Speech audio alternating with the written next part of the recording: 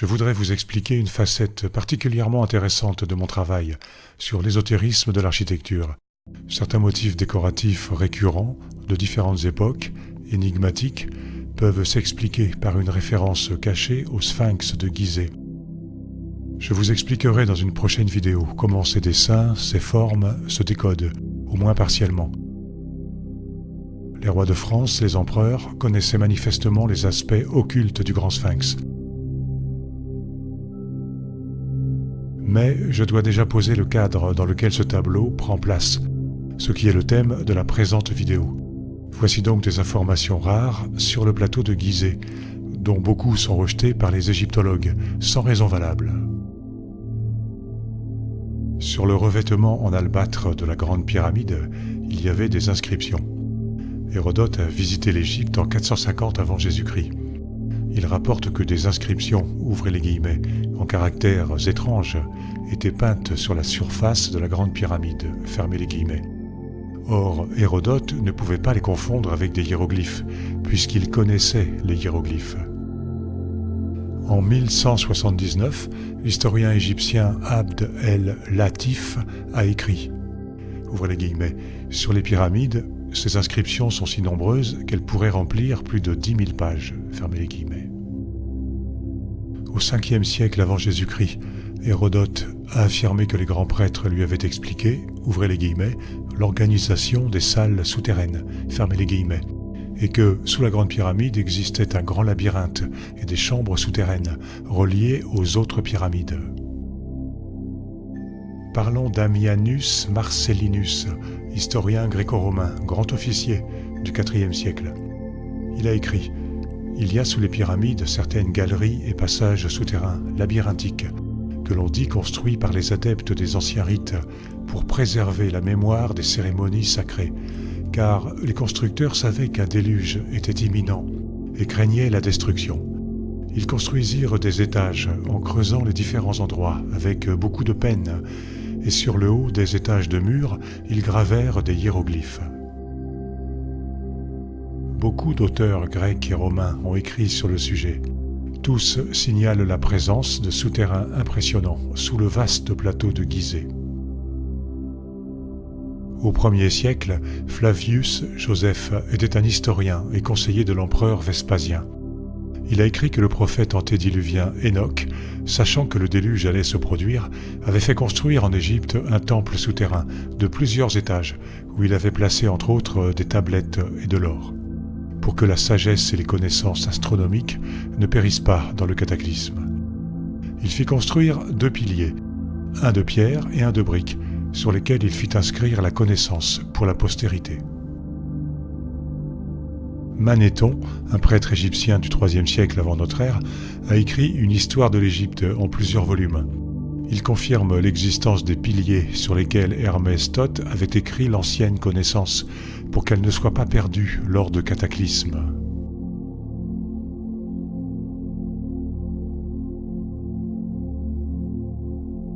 Selon le chroniqueur copte Al-Massoudi, qui a écrit au Xe siècle l'histoire du monde en 5 volumes, Al-Biruni, grand mathématicien, astronome et cartographe, né en 973, a écrit une chronologie des anciennes nations. Il affirmait « Les Perses et une grande partie des Zoroastriens racontent que les habitants de l'Ouest, lorsqu'ils furent prévenus par leurs sages de l'imminence des grandes eaux, firent des constructions et la pyramide de Gizeh. » Gigal nous parle d'une inscription qui se trouvait sur un orteil de la patte gauche du sphinx. Elle avait été découverte par Giambattista Caviglia en 1817. Elle est invisible aujourd'hui, estompée par les travaux successifs. Il s'agissait d'un texte officiel, gravé en 166 après Jésus-Christ. Il commémorait la restauration du mur qui entourait le monstre. Il était écrit « Cette structure est l'œuvre des dieux immortels, érigée au centre d'une cavité dont ils ont retiré le sable. » Il existe 3 puits-tunnels qui sont creusés dans le sphinx. Émile Barrez découvrit un souterrain qui ouvrait sur le flanc nord du sphinx. Henry Wise découvrit en 1881 un autre tunnel, dont l'entrée est située à l'arrière de la sculpture. C'était en fait une redécouverte que bien des voyageurs dans un passé plus lointain avaient déjà mentionnée. notamment Guido Pansiroli, dans son Histoire de choses mémorables perdues, publiée en 1599. On note que, à notre époque, les officiels sont plutôt discrets sur ces éléments, pourtant essentiels. Et puis, il y a une cavité intéressante, dont l'entrée est recouverte par une plaque de métal moderne et se trouve entre les deux pattes du sphinx. Celle-ci mène à une petite chambre souterraine à la verticale, où Henri Salt aurait muré une entrée de souterrain en 1817. Encore un tunnel muré, dont on ne sait au jour d'aujourd'hui où il va. Pour les 2 dernières décennies du XXe siècle, le géophysicien américain Thomas Dobecki a été la seule personne autorisée à sonder les abords du sphinx. Il a détecté en 1990 des anomalies pouvant correspondre à des cavités souterraines. À l'aide d'un sismographe, Dobecki aurait décelé une chambre rectangulaire sous les pattes du sphinx, de 9 x 12 mètres à 5 mètres de profondeur. Les chercheurs indépendants et auteurs de livres à succès, Robert Bauval et Graham Hancock, croient qu'il existe un réseau de chambres et de tunnels aménagés sous le sphinx. Il y aurait notamment une grande salle sous le lion à tête humaine, à une trentaine de mètres de profondeur. 2 Français, Guy Gruet et Guy Mouni, publièrent au début des années 90 2 livres dans lesquels ils établissent la géométrie des pyramides de Gizeh.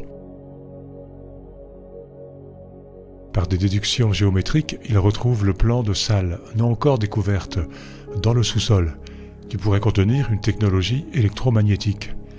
Il s'agirait d'un héritage d'une civilisation antérieure à l'Égypte.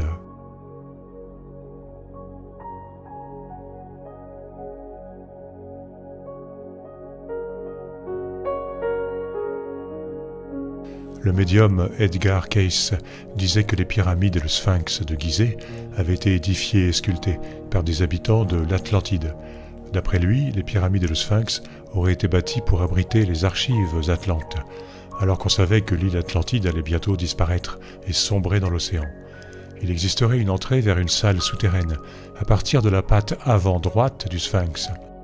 Un tunnel aboutirait à une salle non encore découverte, qui contiendrait les archives de la civilisation atlante.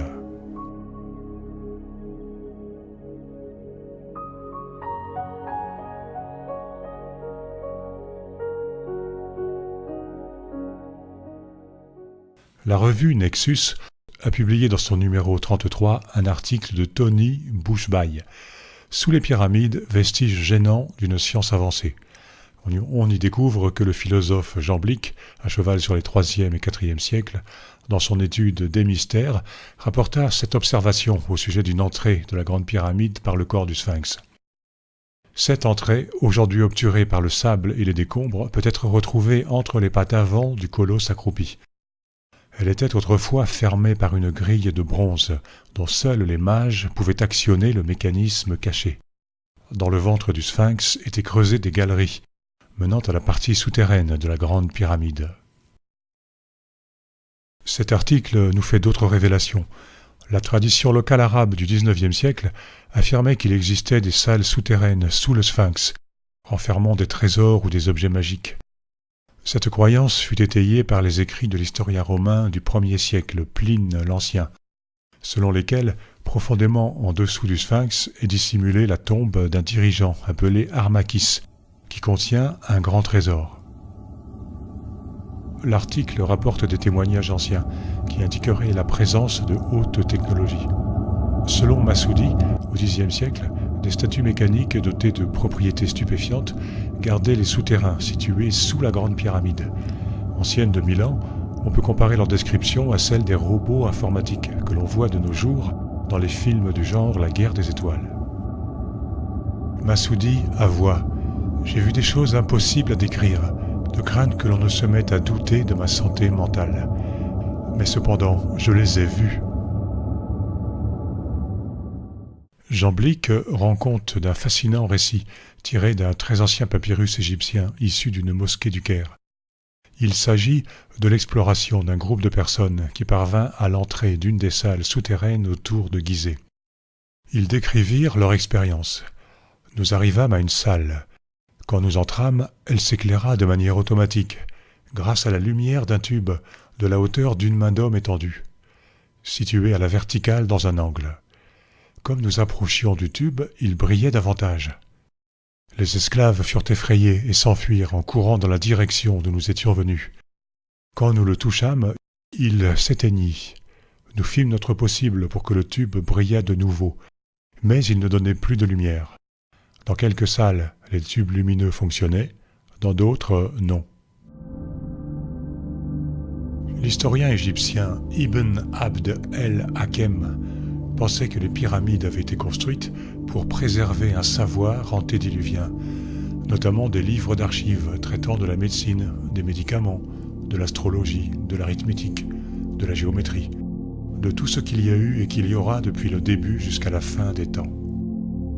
Parmi les objets préservés de l'inondation dans une pyramide de Gizeh, Hakem mentionne pourtant des armes qui ne rouillaient pas et du verre qui pouvait être plié sans se briser. Hakem vivait au IXe siècle. Il ignorait donc tout de la métallurgie avancée et de la matière plastique. La Grande Pyramide a certainement été conçue pour être déchiffrée à plusieurs niveaux. Le chercheur Philippe Lheureux, sur une intuition de Stéphanie Martin, a grandement fait avancer la compréhension de son architecture interne. Lheureux étaye correctement l'hypothèse selon laquelle une des fonctions de la chambre du roi était d'être remplie d'eau. Cette eau pourrait être versée à partir des orifices extérieurs, pris pour des sorties d'aération. La pression hydrostatique de 3,9 bars, exercée par l'eau dans la chambre, devrait pouvoir déplacer un bloc de pierre prévu à cet effet. Le mouvement de ce bloc activerait un mécanisme permettant d'ouvrir l'accès à une chambre secrète, située en contre-haut et à l'ouest de la chambre dite du roi. Cette idée de la serrure hydraulique de Philippe Lheureux rend logique plus de 25 anomalies architecturales visibles dans cette pyramide. Il s'agirait en fait du premier vérin hydraulique de l'histoire de l'humanité, mis en œuvre dans la chambre du roi. Il y a néanmoins une question qui est laissée en suspens, avec une réponse en l'état actuel des choses incertaine. Comment peut-on verser de l'eau dans des conduits qui débouchent à 81 mètres de hauteur? Existait-il un chéneau périmétrique? Un escalier sur les façades nord et sud? On ne peut pas le savoir, vu que le revêtement a disparu. Quelle étrange procédure! Et que penser des conduits de la chambre de la reine, qui ne débouchaient pas à l'air libre? Pour Philippe, les conduits de la chambre de la reine ont en fait le même dénivelé que ceux de la chambre du roi. Cela veut dire que si on les remplit avec de l'eau, ils vont générer exactement la même pression que ceux de la chambre du roi. Le genre de coïncidence qui parle bien pour un mécanisme à pression hydrostatique. Personnellement, je pense qu'il serait logique que la serrure hydraulique ait été conçue pour s'actionner automatiquement, le moment venu. Les bâtisseurs auraient prévu un changement climatique majeur avec mise en branle du mécanisme de remplissage à une époque prévue d'avance, ou encore à l'occasion de mouvements telluriques, sismiques accompagnant un basculement des pôles de la Terre tel que prophétisé par le médium Case. Ce n'est que mon avis. Philippe Lheureux, lui, pense que le mécanisme était fait pour être actionné par un travail d'équipe, car pour lui, il serait endommagé par un déluge. Je mets un lien vers son site dans la description de la vidéo.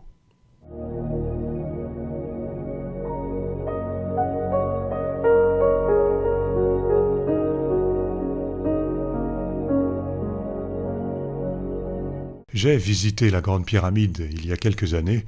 On m'a confisqué mon appareil photo à l'entrée. Ce monument est donc l'objet d'une surveillance plutôt étrange. Il n'est pas inintéressant d'écouter les paroles d'une grande voyante au sujet de la Grande Pyramide. On a mis une photo de la dite pyramide dans une enveloppe, et on a placé l'enveloppe entre les mains de Yaghel Didier, une voyante très réputée. Dans les extraits de ses commentaires que je vous propose, on perçoit la qualité pénétrante et visionnaire de ses ressentis, pour qui est prêt à l'admettre. Je cite, « On n'a pas tout trouvé dans ce lieu. Il y a une malédiction sur ce lieu, parce qu'on a essayé de violer quelque chose qui ne devait pas l'être. Pour connaître ce secret, il faut être initié, et ce n'est pas donné à tout le monde. Et quand on viole, on pulvérise des secrets millénaires qu'on n'avait pas le droit de découvrir, des secrets qui remontent à plus de 5000 ans. Tout n'a pas été découvert en ce lieu parce qu'il est plein de choses en sous-sol. On descend des escaliers, on passe comme un tunnel, et il y a une petite sœur à côté, une petite pyramide qui jouxte. On accède en descendant. C'est là que se trouvent les choses les plus importantes et les plus secrètes. Ce lieu sert de cache. Il y a quelque chose que l'on ne doit pas trouver, qui est sacré. On n'est pas assez descendu en profondeur.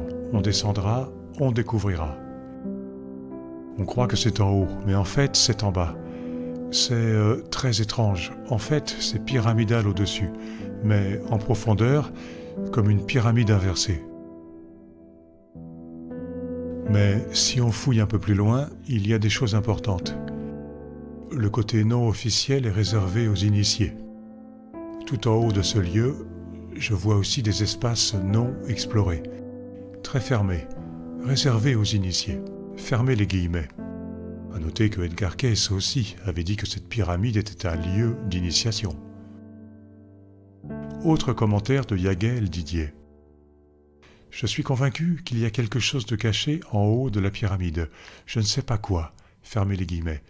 Notons que le livre Le futur existe déjà est sorti 2 mois avant que la mission Scan Pyramids annonce dans la revue scientifique Nature la découverte d'une grande cavité à côté et au-dessus de la chambre du roi.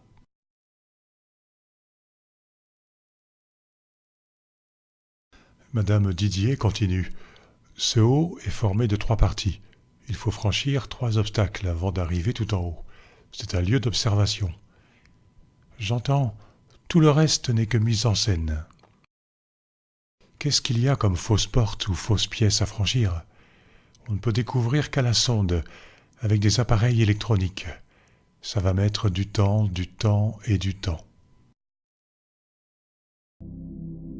En conclusion de cette compilation, nous retiendrons que le plateau de Gizeh pourrait bien receler des galeries et des salles souterraines.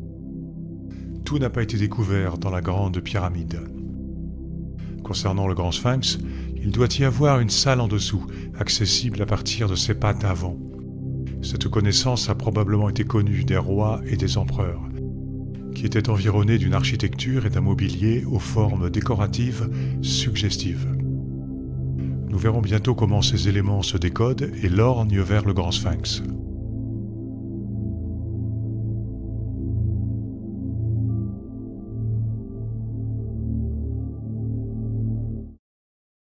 Portez-vous bien et à bientôt. N'oubliez pas de mettre un like si vous avez aimé cette vidéo. Vous pouvez vous abonner à ma chaîne